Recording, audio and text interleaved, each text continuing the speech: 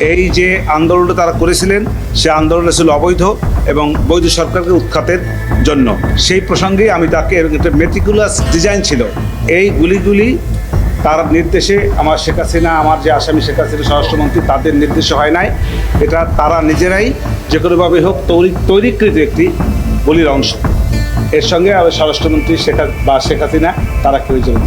বিশেষ করে সর্বশেষ দিকে যে আমি প্রশ্নটা করেছি তাকে, সেটা হলো এরকমের যে যতগুলি কর্মসূচি আপনারা ঘোষণা করেছেন, লাইক 31 জুলাই গণগ্রেপ্তারের প্রতিবাদী আন্দোলন অভিমুখে মার্চ ফর জাস্টিস, তারপরে রিমেম্বারিং আওয়ার হিরোজ, তারপরে 1 আগস্ট তারিখকে 32 জুলাই হিসেবে গণনা করা এবং এক দফার দাবি। এই যে এক দফা বলতে সরকার পতনের এক দফার দাবি, এই যে দাবিগুলি ছিল পর্যায়ক্রমে নীল নকশার অংশ, যার সর্বশেষ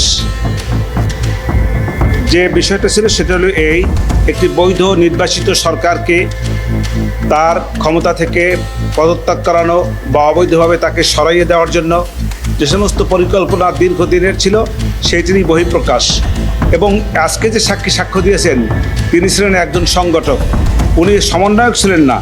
কিন্তু এই যে আন্দোলন সংগ্রাম ওনারা যারা যে আন্দোলন সংগ্রাম করেছেন, এর যে সংগঠক হিসেবে উনি অত্যন্ত মুখ্য ভূমিকা পালন করেছেন।